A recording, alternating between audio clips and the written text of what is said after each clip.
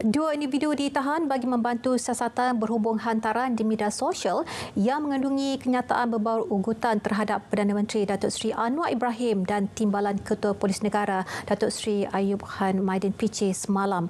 Dan Pengarah Jabatan Siasatan Jenayah Bukit Aman Datuk Seri Muhammad Suhaili Muhammad Zain dalam kenyataan mengesahkan individu pertama yang disyaki pemilik atau pengendali Facebook Naked Hikers Ventures berusia lingkungan 51 tahun ditahan di kawasan Bandar Baru Bangi, Selangor. Dan individu kedua pula yang dipercayai pemilik atau pengendali akaun Facebook Jagat Zoo berusia 27 tahun ditahan di kawasan Bukit Mertajam, Pulau Pinang dan kes masih di peringkat siasatan. PDRM menasihatkan orang ramai agar tidak membuat sebarang spekulasi yang boleh mengganggu siasatan. Kes disiasat mengikut Seksyen 507 Kanun Kesiksaan dan Seksyen 233 Akta Komunikasi dan Multimedia 1998. Kementerian Kerja Raya telah menyelesaikan 676 aduan berkaitan masalah jalan raya dalam tempoh 1 hingga 30 hari, manakala 236 aduan sedang dalam proses tindakan. Memuat naik perkara itu dalam laman Facebook, Menteri Datuk Seri Alexander Natalinggi berkata 912 daripada 3,403 aduan yang diterima melalui aplikasi My Jalan bermula 1 Ogos hingga 23 Oktober lepas melibatkan jalan kendalian agensi kementerian. Manakala selebihnya 2,491 aduan ialah jalan negeri dan jalan pihak berkuasa tempatan PBT.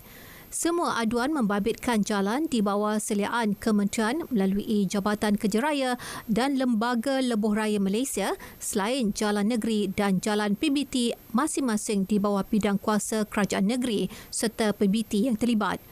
Pada masa sama, beliau akan mengadakan perbincangan bersama kementerian lain yang terlibat bagi bekerjasama dalam menangani isu berkaitan dengan jalan raya. Selangor mencatatkan kes keganasan rumah tangga tertinggi iaitu 4,690 kes berbanding negeri lain di seluruh negara bagi tempoh 2020 hingga Ogos 2023.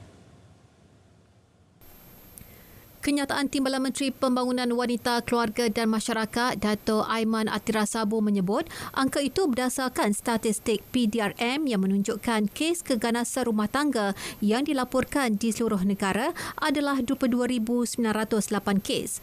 Justru bagi menangani perkara berkenaan, Kementerian Pembangunan Wanita, Keluarga dan Masyarakat telah menubuhkan skuad wajah pada 2021 yang sehingga kini telah merekodkan penyertaan 328,558 ahli. 1,012 program psikososial skuad wajah telah dijalankan dalam komuniti di seluruh negara dengan 72,942 individu telah disantuni.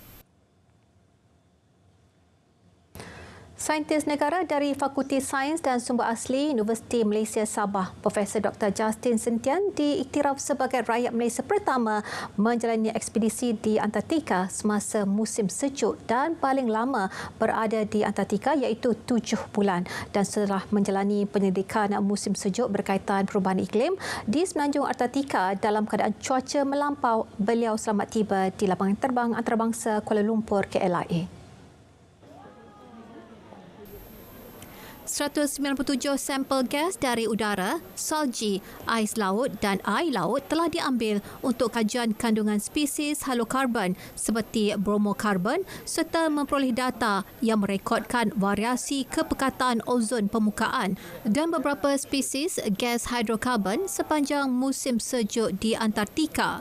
Antara cabaran yang dilalui adalah menghadapi keadaan cuaca yang sangat ekstrim dengan suhu udara mencapai negatif 44 darjah Celsius dan kelajuan angin dengan ribut salji mencecah 120 km sejam serta cuaca yang tidak menentu dalam sehari yang menyukarkan beliau untuk mengambil sampel kajian.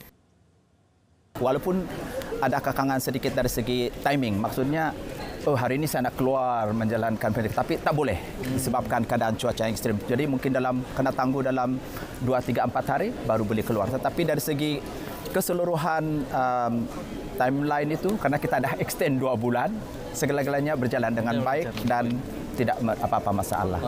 Beliau juga berharap kajian dapat menyumbang kepada kalangan saintis kimia atmosfera serta kepada seluruh masyarakat tempatan dan global untuk lebih memahami perhubungan kompleks dengan isu-isu semasa seperti perubahan iklim dan penipisan ozon di Antartika.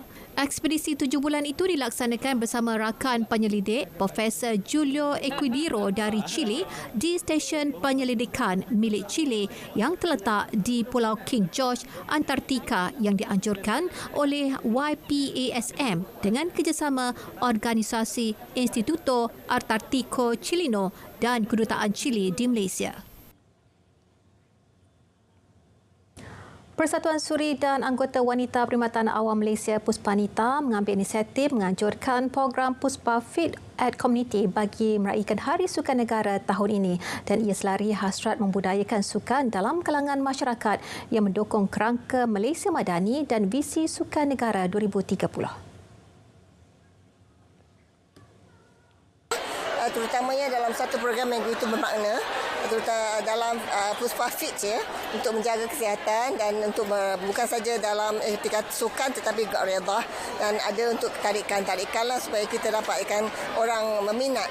Kadang-kadang kita dah biasa sangat dengan hidup kita, asyik-asyik dengan handphone saja, screen time, kita tidak ada interaksi. Program melibatkan kerjasama strategik bersama Kementerian Belia dan Sukan, Dewan Bandaraya Kuala Lumpur, Pejabat Parlimen dan Majlis Perwakilan Penduduk Parlimen Bandar Tun Razak. Antara acara sukan termasuk aerobik ton, perlawanan, persahabatan bola jaring dan sukanika. Turut hadir yang di-Petua Puspanita Puan Suri Norizam Cik Muhammad Nur.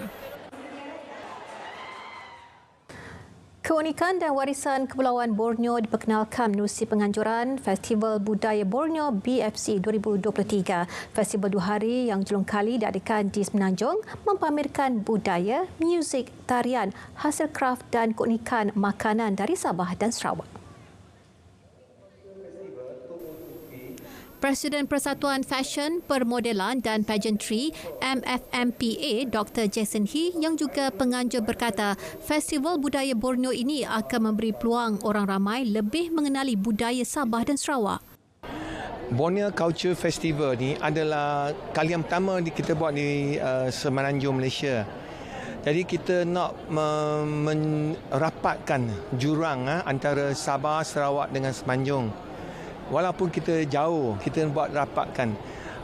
Selama ni kita tahu apa yang kita buat ni untuk Malaysia je Semenanjung, tapi kita ingat juga culture daripada Semenanjung Malaysia, daripada Sabah dan Sarawak, kena unity dia.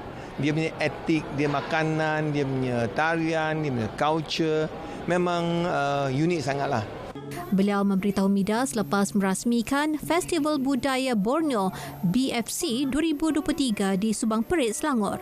BFC 2023 juga memperagakan preview Minggu Fashion Selangor edisi Borneo dengan menampilkan pemenang-pemenang program Ratu Cantik memperagakan rekaan busana terkini inspirasi etnik Borneo.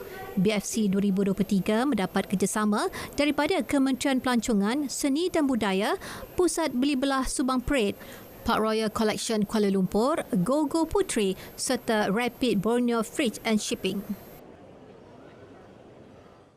Saingan Sukan Para Asia Hangzhou 2022. Kontijen para negara meraih satu lagi pingat gangsa pada hari terakhir Temasya hari ini sekaligus menjadikan jumlah keseluruhan 39 pingat. Dan bagi mendapatkan perkembangan lanjut, kita bersama wartawan Amirul Aizat Muhammad Syafiee di Hangzhou, China. Silakan Amirul. Baik, terima kasih untuk makluman anda. Kontijen negara cemerlang setelah berjaya mengutip pingat melebihi sasaran yang ditetapkan. Hari ini, kem olahraga menyumbangkan pingat terakhir buat negara melalui acara larian 1,500 meter kategori T20 menyaksikan Muhammad Nordin Ibrahim meraih pingat gangsa. Acara yang berlangsung di Stadium Pusat Sukan Huang Long itu memperlihatkan Nordin berjaya menamatkan saingan dengan catatan 4 minit 19 saat. Dengan berakhirnya acara itu, kontingen negara berjaya menyumbangkan pingat sebanyak 7 emas, 15 perak dan 17 gangsa. Dalam pada itu, malam ini Majlis Penutup Sukan Para Asia Hangzhou 2022 yang akan berlangsung di Pusat Stadium Sukan Olimpik Hangzhou. Dan saya kira setakat itu saja yang dapat saya kongsikan. Nantikan laporan selanjutnya secara langsung dari bumi Hangzhou ini, khusus untuk Sukan Para Asia 2022. Kita kembali ke studio, silakan.